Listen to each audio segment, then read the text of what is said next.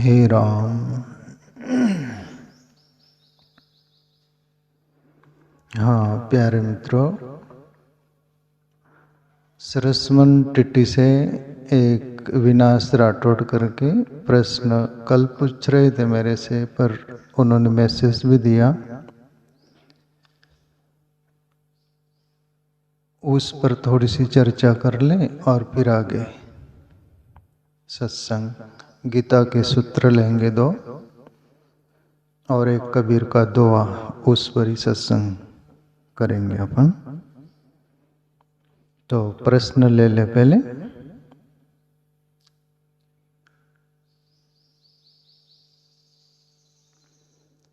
शायद ये प्रश्न वो जो पूछे हैं कहीं से पढ़कर, कोई किताब में से या कहीं से लिया हुआ है, क्योंकि इतना तो जरूर अंतकरण का खुद का प्रश्न होता है, वो भी मुझे समझता है। पढ़ा हुआ हो कहीं से हो वो भी समझता है, तो ये उनका नहीं है पहली बात। फिर भी उस पर वो पूछना चाहते हैं प्रकाश, उसमें से कुछ 1-2 प्रश्न पर मैं चर्चा करूं। गुरु मंत्र किस अवस्था में जपा नहीं जाता? 1। दूसरा, मंत्रों का पुरस्चरण क्या होता है? 2। तीसरा, कितने मंत्रों से एक पुरस्चरण होता है? चौथा, बहिर्मुखता से अंतर्मुख की होने का सरल रास्ता क्या है? 5वां, मरण, सोच, प्रसव, सोच जैसी अवस्थाओं में गुरु मंत्र कैसे जपे?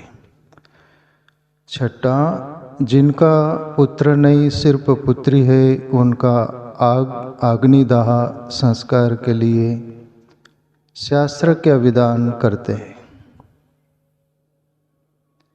लंबी लिस्ट है, करीब 6 प्रश्न है। उसमें से मैं 1, 2, 3 प्रश्न पर चर्चा करना चाहूँ। बाकी जो उन्होंने पूछा है ये मंत्रों का पुरस्चरण वगैरह, ये पंडित ब्राह्मण लोगों को काफ़ी नॉलेज है इसमें, आप वहाँ जाइएगा। ये मेरा विषय नहीं, इसमें मुझे रुचि भी नहीं, इस पर मैं बोलना भी नहीं चाहूँ। मुझे तथा जिंदगी पर ऋषि मुनि, साधु संत, महापुरुष, भले लोग, कोई भी हो, कहीं से भी शुभ जीवन पर हो, जिंदा लाइव, उसी पर बोलने के लिए मुझे रस है, इंटरेस्ट है। दूसरी बात पर उतना मेरा स्वभाव नहीं, अंतकरण नहीं। पहली बात, गुरु मंत्र किस अवस्था में जपा नहीं जाता? पहली बात तो हृदय से जीने वालों के लिए और ईश्वर भक्ति करने वाले, उस पद चिन्ह पर चलने वालों के लिए सीधी और साफ बात है, इसमें गणित बैठाने की जरूरत नहीं। इसमें ऐसे कहीं के लोग अंधश्रद्धा में जीते, श्री हो मासिक धर्म आ गया तो उसमें नाम जपे या नहीं जपे, और जो कुछ पूजा पाठ करते, जो भी कुछ सात्विक जगह भजन कीर्तन हो, सत्संग हो, वहाँ जाए या नहीं जाए, मंदिर में जाए या तीर्थों में नहीं जाए, ऐसा कुछ तो भी एक, किंतु प्रश्न ये चिन्ह खड़ा, ये आध्यात्मिक जगत में और श्रद्धा भाव के जगत में ये मायना नहीं रखता। ये हम कहीं से पढ़े हैं, कहीं से सुने हैं, वहीं से हम लेकर जीवन जीते। प्यारे मित्रों, डरे डरे, पर शुद्धतम अध्यात्म ये बोलता है कि तुम श्रद्धा भाव से जीवो। पहली बात, तुम अशुद्ध हो, शुद्ध तुम्हारा आत्मा है, आत्म तत्व है, तुम्हारा शरीर अशुद्ध है, पंच तत्वों से बना है, उसमें मल मूत्र सब गंदगी से भरे। और कहाँ इजाद करते हम, कोई मर गए तो उसका सूतक पालते और जिंदी मछली खा जाते, जिंदा बकरे खा जाते, भैंस गाय खा जाते, उसका कोई सूतक नहीं। इसको बोलते आंधी दुनिया वगैरह वगैरह, ज्ञान नकटाभूत करे मैदान, जय सिया राम भाई, जय सिया राम।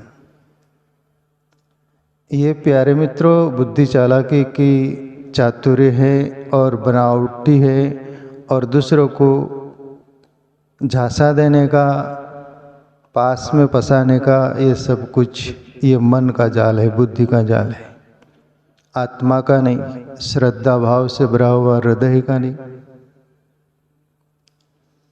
बिंदास आप देखते ही नहीं क्या? घर में कोई मर गया तो भाई 13 दिन हम घर से बाहर निकलेंगे नहीं, क्यों? और घर वाले सब मछली खा रहे, मटन खा रहे, बकरे काट रहे, सब कुछ वो खा रहे, सुध तक कहाँ गया? मछली जिंदी टोकरे में से लाते, मरी हुई भी कोई कोई नहीं लाते, लोग उसको खा जाते, सुध तक कहाँ गया? बिंदास तुम जीव जंतु को मार डालते हो, कोई सुध तक नहीं लगता, और बाना क्या बनाते हो? ये बाना तूना सब मन का खेल है, बुद्धि का वो है प्यारे मित्रों। दूसरी बात, श्री मासिक धर्म में आ गई मोहम्मद पैगंबर, कुरान भी मैं पढ़ा हूँ। मोहम्मद पैगंबर बोले श्री जात के लिए कि ईश्वर ने 2 ही तत्व बनाए, स्त्री पुरुष। मुसलमानों में मासिक धर्म स्त्री को आ गया तो उसमें कोई ऐसा बंधित नहीं रहता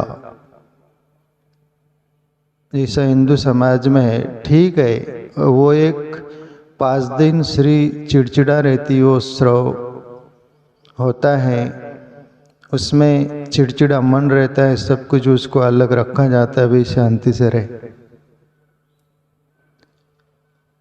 उसमें हम इतना प्रॉब्लम डालते उस स्त्री को जैसे कि वो माँ पापी हो गई।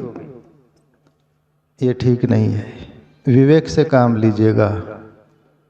वो सूतक वैसा वैसा नहीं मानने का, नहा धोकर साफ सुथरा रहो। स्त्री मासिक धर्म भी आ जाए तो नहा धोकर साफ सुथरा रहो, पवित्रता से रहो, अंधश्रद्धा में मत जीवो। और जो तुमको नेम पालना है, तुम्हारा मन मान ही नहीं रहा, बुद्धि मान ही नहीं रहा, हृदय ग्लानि से भर रहा है, पालो। और तुम फ्रेश हो, आत्मचिंतन करते हो, ध्यान करते हो, ईश्वर भजन करते हो, नामस्मरण भक्ति में रत रहते हो, पूर्ण प्रेम लगा जब दिल में, तब नेम का बंधन टूट गया। ब्रह्मानंद बोले वहाँ नेम नहीं रह जाता, नेम भी कुछ हद तक है जीवन के लिए, फिर नेम के बाहर भी जीवन उछाल मार देता है प्यारे मित्रों। तो ये जो हमने इजाद की है, अभी ये भाई साहब पूछ रहे अविनाश राठौड़ श्रीस्मन टिट्टी से कि मंत्र जाप के लिए, अरे मंत्र जाप के लिए कुछ नहीं प्यारे मित्रों। तुकाराम बाबा एक बार बोले कि मैं देख लेना चाहता हूँ, पाप बड़ा है कि परमात्मा का नाम बड़ा है। एक पालड़े में मैं पाप रख देता हूँ, एक पालड़े में हरिनाम रख देता हूँ, पलड़ा किसका भारी में आज आजमा लेना चाहता हूँ, तुकाराम बाबा। और पाप का पलड़ा अदर उठ गया, नाम का नहीं उठा। तुम अशुद्ध हो, ईश्वर का नाम पवित्र है, ईश्वर का चिंतन पवित्र है। तुम अपवित्र हो, वो ईश्वर को मालूम है सब कुछ, वो केवल भाव और प्रेम से ही नाता रखता है, बुद्धि चालाकी से चातुर्य से नहीं। और तुम इतना चालाकी चातुर्य से जीते हो करके देरी लगती हर बात के लिए, नहीं तो वहाँ देरी नहीं है। दुनिया के हर क्रियाक्रम में देरी है, पर परमात्मा के राज्य में देरी नहीं है, उसमें प्रवेश के लिए देरी नहीं है। देरी यदि है तो हमारी चालाकी के कारण है। एक संत साकल से कुआं में बंध जाता, ईश्वर मिलेगा करके पक्की साकल से बंधा रहता है, बहुत दिनों से बंधा, खाता पीता और बन जाता है, सालों बीत गए, कुछ ईश्वर का झांकी भी नहीं हुई, इनको स्वप्न में भी नहीं आया उसका। और एक गडरिया भेड़ बकरी का वो बाल काटता है, रस्सी बनाता, कच्ची बन जाता है, ईश्वर उसके लिए प्रकट हो जाता है। देरी नहीं लगती, तुम्हारी अपनी चालाकी। तो ईश्वर का नाम तुकाराम बाबा बोले इंद्रिया सकड़ पड़ले वळण माझे भजन राईना मूल स्वभाव जाईना। संडास में बैठे थे तुकाराम बाबा, वहाँ विट्ठल विट्ठल कर रहे थे। लोग देख के तुकाराम बाबा क्या पागलपन की हद कर दी, संडास कर रहे हो और विट्ठल विट्ठल कर रहे। पवित्र जगह बैठ कर लेना चाहिए, ऐसा वैसा। ये संडास में भी इंद्रिया सकल पड़ले वळण माझे भजन रही ना मूल स्वभाव जे। मेरे इंद्रियों को ऑटोमेटिक ही वळण यानी आदत गिर गई और मेरे हाथ में कंट्रोल नहीं। तुम अशुद्ध हो, अशुद्ध जगह लो, कहीं भी लो, वो पवित्र है। तुम अशुद्ध को शुद्ध करने वाला तत्व है। इसलिए ये जो मंत्र जाप वाली बात है, आप रीझ भजो या खींच, भाई कुभाव अलग आनस हो, नाम जपल मंगल दिशि दशे हो। रामायण की चौपाई है। भाव से जपो, कुभाव से जपो, आलस से अनक आलस हो, नाम जपत मंगल दिशि दशे हो। दसों दिशाएं मंगल हो जाएंगी ईश्वर का नाम जपो तुम। उसके लिए क्या ये अड़चन है? ये ब्राह्मण देवता और पंडित लोग,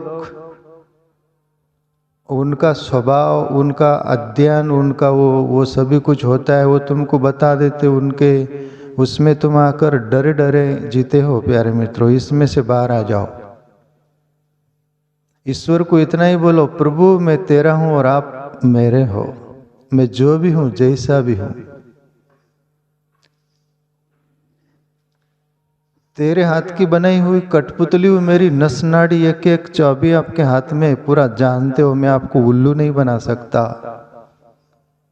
सरल भाव से प्रार्थना करो। कुछ इतना बहुत ज्यादा करने की जरूरत नहीं होगी। इतना हृदय भर कर दो आंसू बालोगे ना, तो संत यदि 12 साल से साधना कर रहे हैं, तुम्हारा 2 मिनट का ही काम काफी।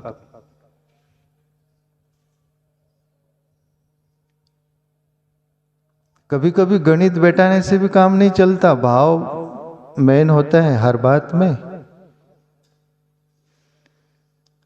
और एक कहानी आती है ना पुराणों में, नारद आ रहे थे तंबूरा बजाते हुए, वीणा बजाते हुए, नारायण नारायण करते हुए। 2 साधु 2 पेड़ के नीचे बैठे थे। तो साधु के अंदर वो हुआ कि भाई नारद ईश्वर के पास जाते हैं विष्णु धाम में, उनसे बात करेंगे सब कुछ। तो दोनों साधु ने बोला कि ईश्वर से पूछ लेना कि हमें कब मिलेंगे। नारद बोले नारायण नारायण पूछ लेंगे। ईश्वर से बोले विष्णु से, प्रभु आपके 2 भक्तों साधु ऐसे पूछे हैं, क्या बोलना है उनको?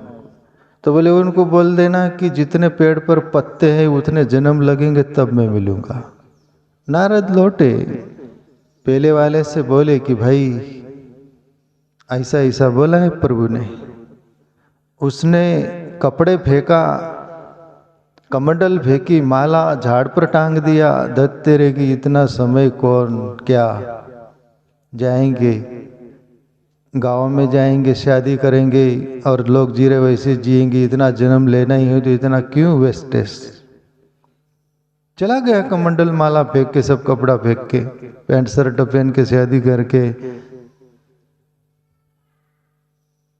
मस्त राम। और दूसरे के पास गए तो उसको बोले कि प्रभु ने बोला है कि पेड़ पर इतने पत्ते हैं उतना जन्म लेना पड़ेगा। तो वो नाचने लग गया, आंखें बंद हो गई, तल्लीन हो गया। नारद बोले रे इतने जन्म लेना पड़ेगा आपको कोई फिक्र? बोले नहीं, ईश्वर ने बोला है ना कि इतने जन्म इतने पत्ते है उतना जन्म लेना पड़ेगा। पर मिलने का बोला ना, मुझे इतनी बात नहीं चाहिए। मिलने का बोला ना, आज की कल, ये जन्म की कोई भी जन्म, पर मिलने का बोला ना मेरे लिए उतना काफी है। और मस्त हो गया और उसी समय परमात्मा अंदर से प्रकट गया। या मायना क्या रखा है? गणित रखा, भाव और श्रद्धा रखा ना। तो जिंदगी में भाव और श्रद्धा चाहिए। अतिशय बहु खोटा, तर्के होते बहु वाटा, तुका मणे भावे कृपा करी जेते देवे। जिंदगी में अतिशय तर्क वितर्क करो, प्याज कांदे की छिलके निकालो, कांदे प्याज कहाँ है? अंदर है ही नहीं, पत्ती ही है वो। ऐसे ही तर्क वितर्क करते रहो, बुद्धि चालाकी से, मन से, उससे भटको ना। कहीं एक जन्म तो भटकते आ रहे, अभी और भटको, तुमको रस है ना, तुमको रस है। तुकाराम बाबा बोले अतिशय बहु खोटा, बहुत तर्क वितर्क मत करो, तर्के होते बहु वाटा। तुका मने भावे कृपा करी जेते, भाव श्रद्धा से जियो प्यारे मित्रों। ओ कई भक्त हुए जो एक नाम पूरा भी नहीं ले पाए और बहुत करुण भाव से ईश्वर को पुकारा, आधे नाम में ही प्रकट हो गया है वो, है ना। तो ये जो अविनाश राठौड़ श्रेष्ठ टिट्टी से जो बोल रहे हैं, भैया गुरु मंत्र किस अवस्था में जपा नहीं जाता, सब अवस्था में जपो। मैंने पढ़ा है महापुरुषों की, वो बोले कि पाप करते हुए भी जपो। मैं भी बोलता हूँ जरूर जपो। जो भी पाप कर रहे, पाप करते एक दिन ईश्वर को भजोगे ना, उस पाप में से वो निकाल लेगा। तुम जिस तल पर बैठे हो अच्छी तरह जानता है तुम कौन से खाई खबाड़ में रहते हो, पर उसको पुकारते हुए भजो, तुमको वहां से निकाल लेगा। अनबोलत मेरी वीरता जानी, गुरु नानक बोले अपना नाम जपाया। ग्रह को आंदते माया, उसमें से मुझे निकाल लिया तू। मेरी वीरता जानी प्रभु, भाव श्रद्धा से। कहीं भी रहो, साधु बन जाओ, ग्रस्त में रहो, कि तुम चोर हो, डकैत हो, कि पापी तापी कुछ भी हो, पुकारो उसको, सत्य है। 24 घंटे तुम्हारे साथ रहता है, दुनिया एक बार नहीं रहती। लोग बोलते हैं कि हम अकेले कैसे जिएंगे। जो ईश्वर है 24 घंटे तुम्हारे साथ रहता है, वो दिखता नहीं। तुम्हारी आंख को हो क्या गया? तुम्हारा हृदय इतना पाषाण और इतना गंदगी से क्यों भर गया? जो ईश्वर, मोरारी बापू से एक बार किसी ने पूछा था, मैं पहले कभी सुना था, बापू आप अकेले ही रहते? मोरारी बापू बोले नहीं, मैं कभी अकेला नहीं रहता।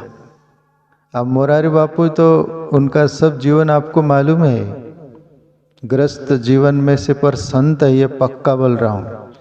दुनिया में जितने कथाकार है उसमें शिरोमणि कोई है तो मोरारी बापू है। ये मेरा अंतकरण का और अनुभव में 25 साल सुना हूँ उनको। निर्मल संत है, पवित्र संत है, अंदर जैसे वैसे बाहर है। उनसे पूछा गया कि बापू आप अकेले ही रहते हैं? बोले नहीं, मैं कभी अकेला नहीं रहता। तो कौन कौन रहते आपके साथ? मोरारी बापू का तो 3 बेटी 1 बेटा, नाते पोते सभी कुछ रहते हुए संत है, वो कथा करते दुनिया में। आज भी तलगाजरड़ा उनका गांव, वहीं आश्रम जैसा ही है सब कुछ। मैं गया हूँ उधर, महुआ आश्रम उनका, मैं देखा हूँ सब कुछ। और मोरारी बापू से एक बार ऐसे फेस टू फेस बात भी हुई हमारी। जब मैं मौन रहता, ध्यान साधना करता था भरूच के पास, वो एक उधर आए थे तो मुझे बोले थे केम छो बापू? मैं ऐसा किया तो बापू तुम्हारा मौन से, हकीकत जो का तो बोल रहा हूं मैं। और बापू का आवाज में निकट से 3-4 फीट से, बापू का आवाज बहुत तेज है, यानी कड़क है, थोड़ा पावरफुल है। ऐसा नहीं कर्कश नहीं कि टुक्कार नहीं, पर है ऐसा निकट से। तो मोरारी बापू बोले मैं कभी अकेला नहीं रहता। अभी देखो, खग ही जानी खग की भाषा, जोरी की गत जोरी जाने। इसको समझने के लिए भी कुछ हृदय चाहिए, अनुभव चाहिए। बापू ये बोलना चाह रहे, बापू ये भी बोले फिर बाद में, पर मैं वो भाषा समझता हूँ, वो एक्शन समझता हूँ। मैं कभी अकेला नहीं रहता, इसका तात्पर्य यह है कि मेरे साथ 24 घंटे परमात्मा रहता है, मैं कभी अकेला नहीं रहता, ये सत्य है। और जो संग साथ रहता है वो कभी हमको दिखता नहीं, उसके बारे में हम कभी सोचते नहीं। एक बार तुम्हारे जितने भी कुछ है वो तुमको नहीं बचा सकते। जो बचाने वाला और बचा के रख रहा है, रात दिन जिला रहा है, खिला रहा है, पिला रहा है, चला रहा है, सब कुछ, उसके प्रति कोई नहीं। और ये मनुष्य का स्वभाव है, जो निकट रहता है कभी कभी उसको विस्मरण कर देता है। परमात्मा निकट है तो गुरु मंत्र हो, ईश्वर का नाम हो। प्यारे मित्रों, 24 घंटे तुम जब तक नींद नहीं आए तब तक जपते रहो। यदि ध्यान धारणा साधना करते हो तो आके भ्रुकुटी में आज्ञा चक्र में स्थिर करके सो जाओ, वो योग निंद्रा हो जाएंगे, उसमें अनुभव भी होंगे आपको। और यदि वो ध्यान का मार्ग नहीं होगा तो नाम स्मरण, नाम जपते जपते सो जाओ, तो वो अवस्था आएंगी, आप ध्यान में प्रवेश हो जाओगे। एक नाम और एक ध्यान, जैसे पक्षी के दो पंख होते और आकाश पर उड़ता है, वैसे ही जिंदगी।